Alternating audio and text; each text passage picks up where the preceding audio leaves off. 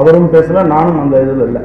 அப்போ எங்களுடைய நண்பன் கதிர், வேண்டாம் நம்ம ஒருத்தருக்கு மாற்றி ஒருத்தர் செஞ்சுக்கிட்ட மாதிரி ஆயிரும், இந்த படத்தை நம்ம வேற ஒரு ப்ரொடியூசர் பண்ணுவோம்.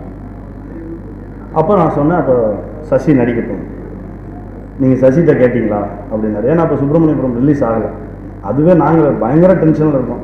இப்போ இப்படி ஒரு ரிஸ்க்கான ஒரு படம் எடுத்து வச்சுருக்கோம் அப்படின்னு சொல்லி பயங்கர டென்ஷனில் இருக்கும்போது சசிகிட்ட கேட்டிங்களா அப்படின்னாரு. இந்த இப்போவே கேட்குறேன் அப்படின்னு சொல்லி இப்போ கேட்டவொடனே சசி ஒரே ஒரு வார்த்தை சொன்னாங்க, படம் ரிலீஸ் ஆகட்டும். ஆனால் இல்லை, ரிலீஸ் ஆகிறதுக்கு முன்னாடியே நீ இந்த படத்தில் நடிக்கிறதுக்கு ஒத்துக்கணும், இந்த கதையை நீ பண்ணால் வேறு மாதிரி இருக்கும். ஏன்னா சசி நார்மலாக பார்க்கும்போது ரொம்ப அமைதியாக தெரியும், ஆனால் அதுக்குள்ளே ஒரு பெரிய மிக கோபக்கார இளைஞன், அது யாருக்கும் தெரியாது.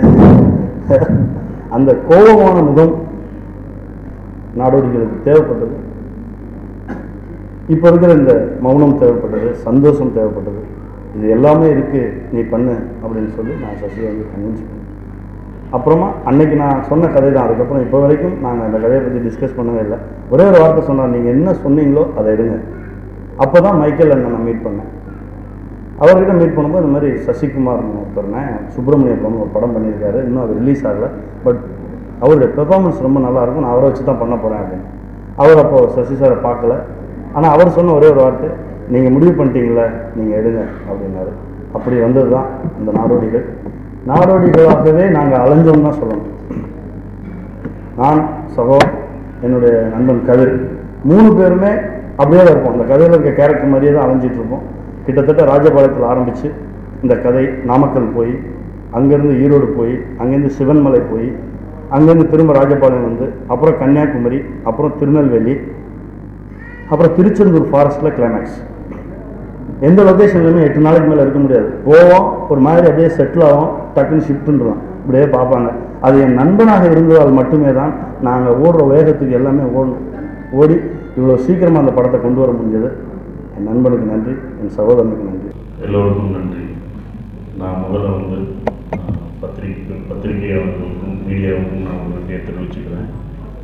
பசங்க படத்தை வந்து நீங்கள் அதை வாழ்த்தி அதை ஒரு நல்ல இடத்துக்கு கொண்டு போய் ரீச் பண்ண வச்சதுக்கும், என்ன மாதிரியே நான் எப்படி சுப்பிரமணியபுரம் வந்தபோது ஒரு புது டைரக்டராக வந்து அந்த டைரக்டருக்கு எனக்கு ஆதரவு கொடுத்து எப்படி முன்னுக்கு கொண்டு போனீங்களோ, அதே மாதிரி பாண்டியராஜன் பசங்க படத்து மூலமாக இன்னொரு டைரக்டர் நீங்கள் கொண்டு வந்து ஒரு நல்ல இடத்துக்கு வச்சதுக்கு நான் முதல் பத்திரிகைக்கும் மீடியா நண்பர்களுக்கும் எல்லாருக்கும் நான் நன்றியை தெரிவிச்சுக்கிறேன். ஏன்னா நாடோடிகள் இன்னும் என்னுடைய கம்பெனி தான், என்னுடைய ஃபங்க்ஷன் தான், என்னுடைய இதுதான். ஸோ அதனால் நான் உரிமையோடு அதற்கு நான் வந்து பசங்களை பற்றியும் நான் இங்கே பேச எனக்கு உரிமை இருக்குது. ஸோ அதுக்கு நன்றி. அப்புறம் இந்த படத்தில் வந்து என்னை ஆட வச்சுருக்காங்க, நீங்கள் பார்த்துருக்கீங்க, பொறுத்துக்குங்க.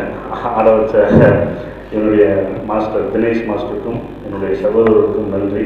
நான் நல்லா ஆடியிருந்தேன்னா அந்த கிரெடிட் அவங்க 2 பேருக்கும் தான் போய் சேரும், நல்லா ஆளாட்டியும் அது அவங்கள போய் தான் சேரும். ஸோ நான் வேணாம் தான் சொன்னேன், அவங்க தான் பண்ணியிருக்காங்க, 2மே அவங்களுக்கே போய் சேரணும்.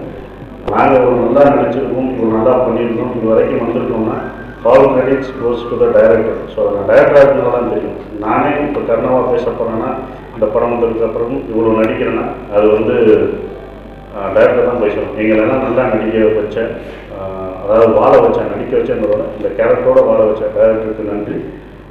என்னுடைய தயாரிப்பாளருக்கு நான் நன்றியை சொல்ல விரும்புகிறேன். என்னென்னா இந்த படம் ஆரம்பித்து நான் என் ஷூட்டிங் அப்போ நான் என்னோடய தயாரிப்பாளர் 3 நாள் தான் 3-4 நாள் தான் பார்த்தேன். அவர் ஸ்பாட்டுக்கு ரொம்ப வரமாட்டார். இன்ன வரைக்கும் அவர் எந்த கேள்வியும் என்னன்னே பண்ண மாட்டார். அவர் ஆடியோ ரிலீஸ்க்கு வருவாரான்றதை நான் பயந்துருக்கேன். ஏன்னா ஆடியோ ரிலீஸ் நம்ம ஆடியோ ரிலீஸ் வந்துடுவீங்களான்னு கேட்டேன், கண்டிப்பாக வருவேன்னு சொன்னார். ஸோ அவருக்கு நன்றி. எந்தவித கேள்வியும் நம்ம ஒரு இயக்குநருக்கு அந்த சுதந்திரம் கொடுத்த அந்த தயாரிப்பாளருக்கு நன்றி. மற்றும் இந்த படத்தில் கொடுத்த உழைத்த அசிஸ்டன்ட் டைரக்டர்கள், என்னோட ப்ரொடக்ஷன் மேனேஜர் உதயகுமார், அப்புறம் குறிப்பாக என்னுடைய நண்பன், எனக்கு எல்லாமே என் நண்பன் ஃபுல் சப்போர்ட் எங்கள் டீமுக்கு இது பண்ண கதிர், கேமராமேன் கதிர்க்கும் நான் நன்றியை தெரிவித்து விடைபெறுவேன். நன்றி, வணக்கம்.